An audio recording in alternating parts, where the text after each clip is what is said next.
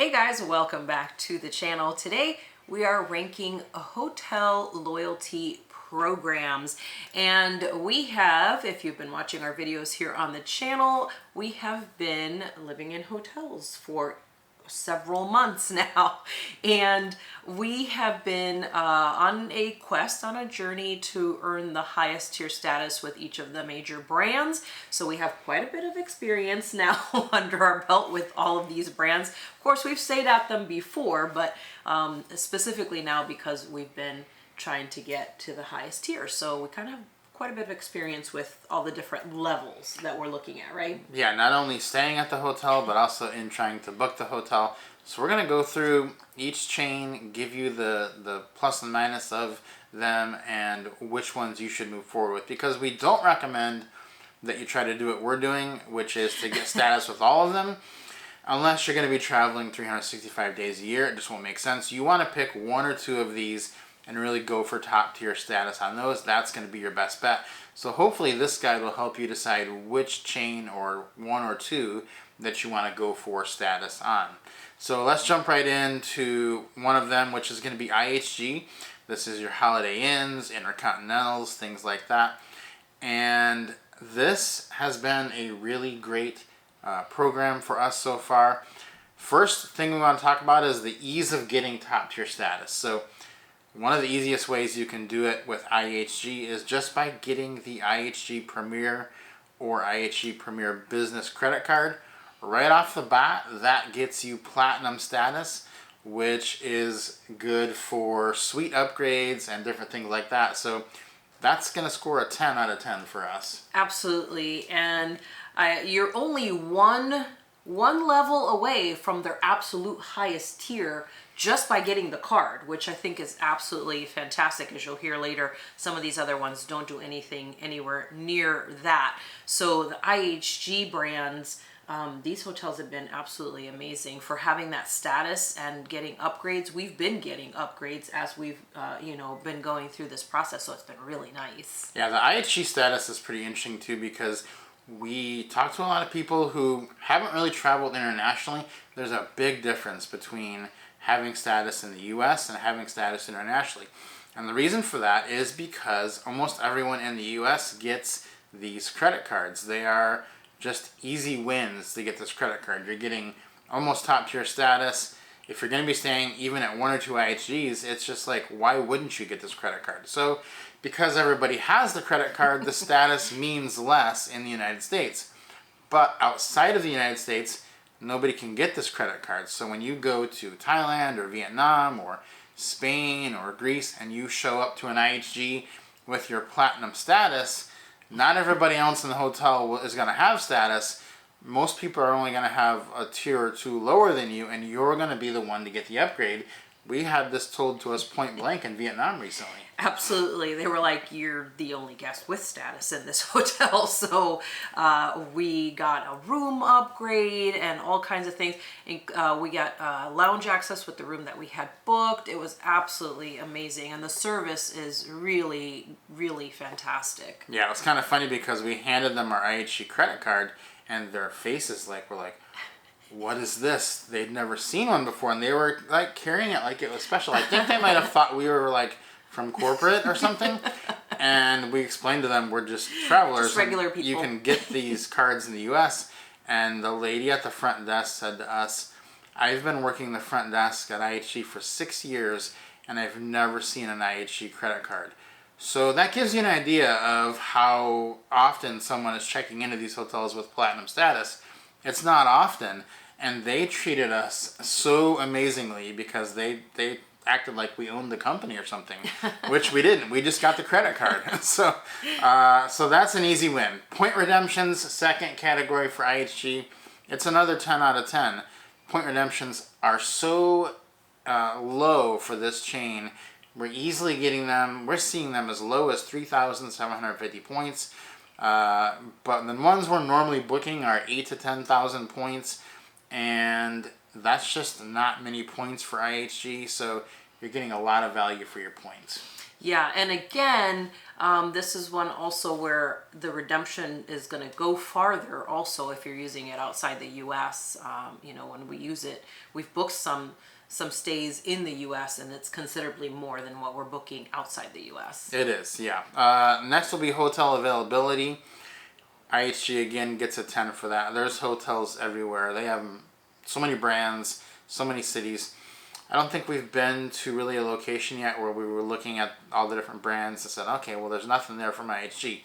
There's always an IHG available somewhere. It may not always be the best choice, but there is always hotel availability if you're trying to, accrue some nights for the loyalty program. So that's going to get another 10 from us. And then loyalty rewards, which is what they give you for staying. So kind of like every hotel brand has a set of rewards you get every 10, 20, 30 nights. And IHGs are really good. They give you quite a few things. The one drawback is you do have to stay the 40 nights initially to get lounge access. So we're taking a point off for that because that's kind of hard to do. We have a video on the channel of why we stayed in Vinya in Vietnam for 40 nights to get that lounge access. We did achieve it, but it was kind of difficult.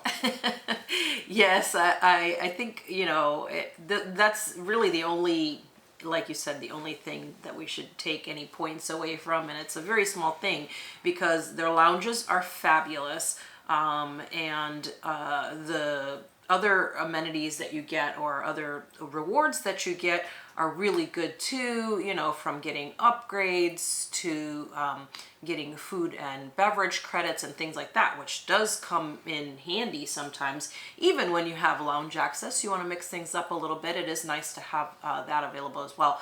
But that one little thing is the only reason why we took that 1 point away. Yeah, and their milestone rewards are good that you get every 10 nights. You can get some food credits and things like that, but they're not quite as good as one of the other programs, which we're going to get into in a minute here. So just a point off there, total of 39 points. We think IHG is probably the best all-around program. If you were only going to be able to do one program, that's probably the one to go with. It's easy to get into. There's hotels everywhere. Point redemptions are great, and they really do a good job of recognizing your elite status.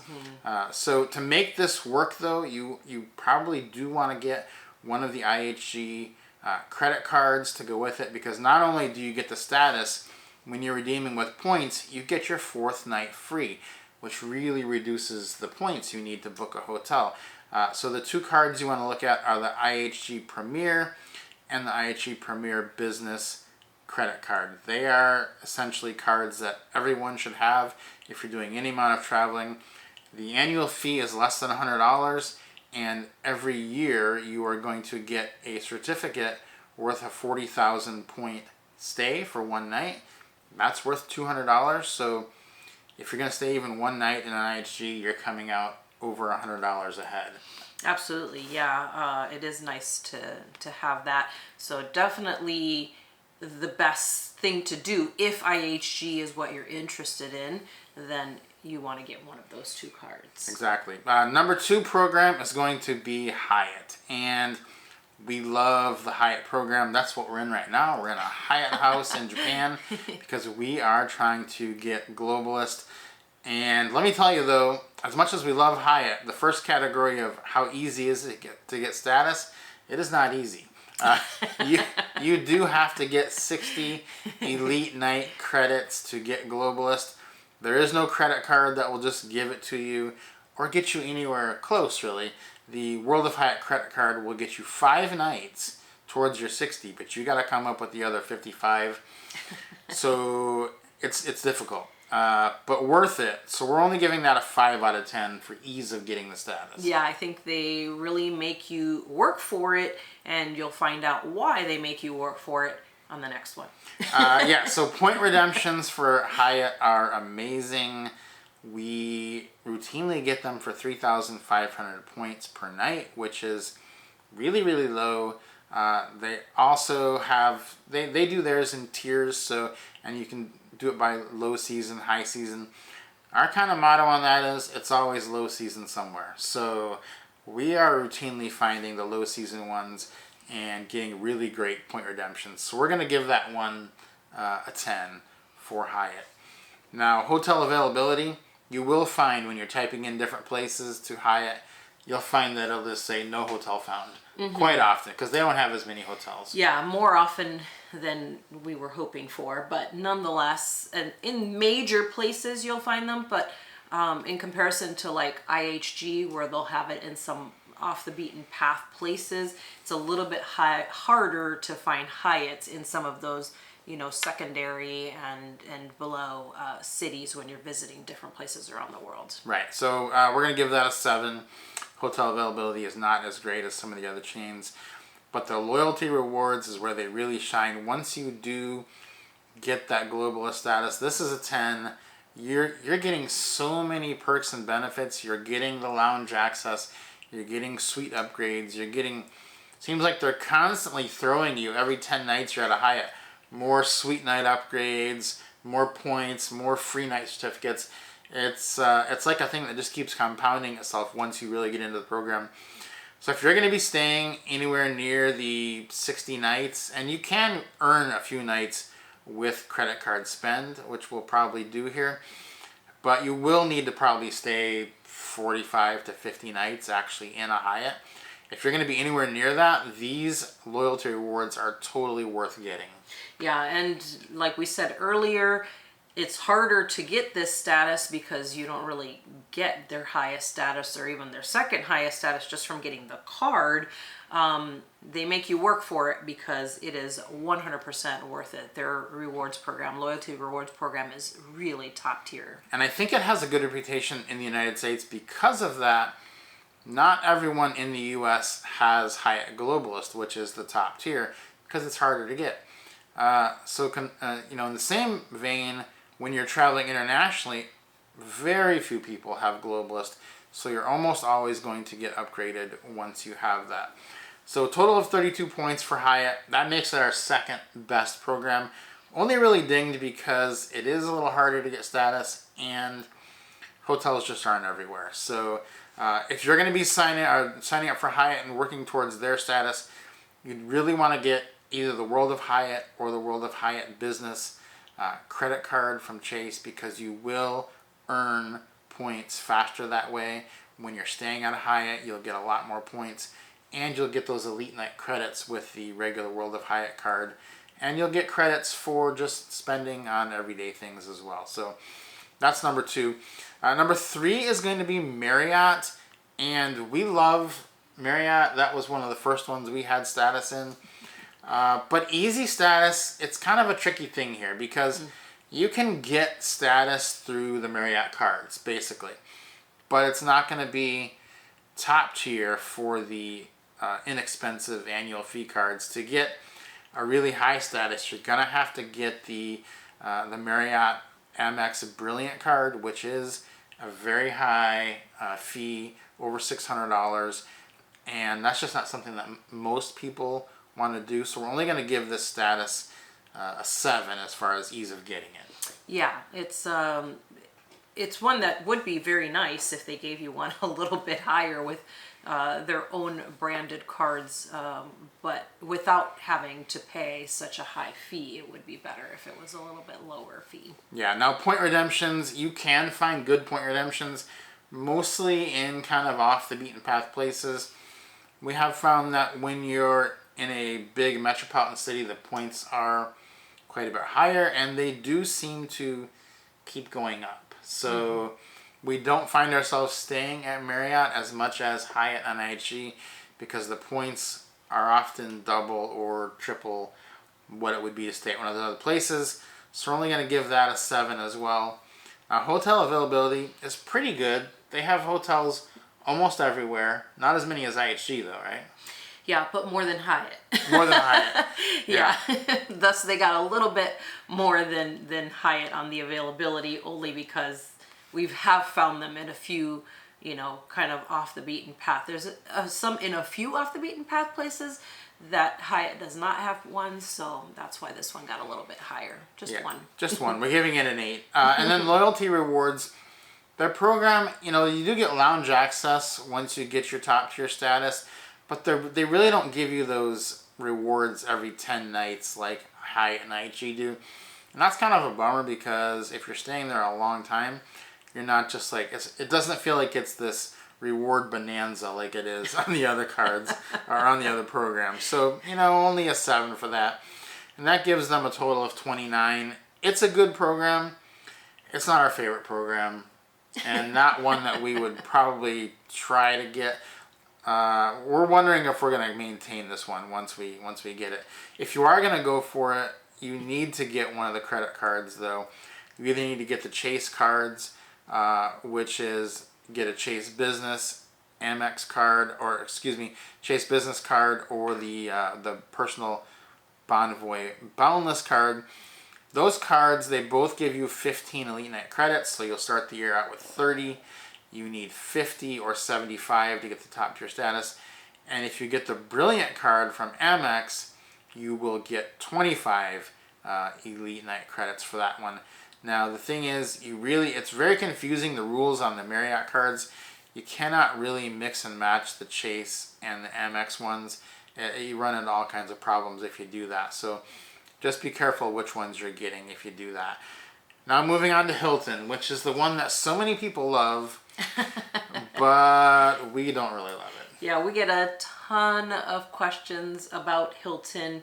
I can't really even pinpoint why it's not one of the top ones for us personally, but let's get into kind of some of the rewards programs and just really, if we're ranking them, the rewards program, let's look at what this looks like. Yeah, so the status is easy. Like, it's very easy. We have top tier status already. It's the easiest. Just get the Hilton Aspire card and credit card, and you'll have diamond status. You have that card. It was easy. It is kind of a high fee. Easy peasy. But you do have top tier status that gets you lounge access. So that's a 10 right off the bat. We're looking good. But then you go to the point redemptions. This is where it all falls apart for Hilton. Because if you're in the U.S. and you're redeeming points for, a hotel in New York City, you might find that they're somewhat competitive. But once you leave the U.S., Hilton is completely not competitive as far as the point redemptions go. In fact, we have booked over 200 nights on points this year. And I do all the bookings for us, and I'm always trying to find whichever hotel has the best rate. And not one time in the 200 nights did Hilton have the best rate. Exactly 0 times out of 200 was Hilton the best deal. So I had asked some people, can you find me a city where the Hilton is the best deal? And so far nobody has. So if you know of a city where the Hilton is the best deal point-wise, put it in the comments. I would love to see it. One we found that was pretty close was Kuala Lumpur. There is a Hilton Garden Inn there for 9,000 points, but there's IHG hotels there for 6,000, and the Intercontinental IHG hotel is only 11,000. So you definitely take that over the Hilton Garden Inn, right? Just Absolutely. upgrade. Yeah, absolutely. Upgrade for 2,000 points. So point redemptions gets a 1. You're just not going to be able to use your points. You're going to feel like they're wasted points. Yeah. And then hotel availability. Hiltons are everywhere in the U.S., but they're just not that commonly available overseas, which is where we're mostly traveling.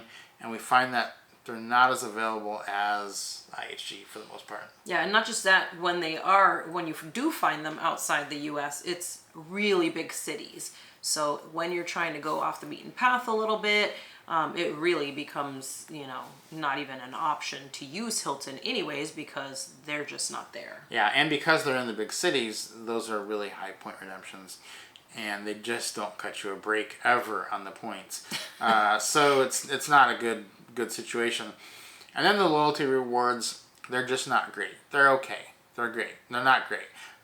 They're kind of like Marriott, where you'll get lounge access, but you're not accruing all these fun rewards along the way. They're going to get you tons and tons of guaranteed suite upgrades and free food coupons and things like that. So all in all, Hilton only gets a 21 out of the possible 40.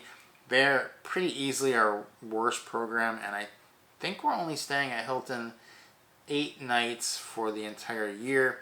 That's only because we had to get rid of our points somewhere. Or we were just and our free night certificate.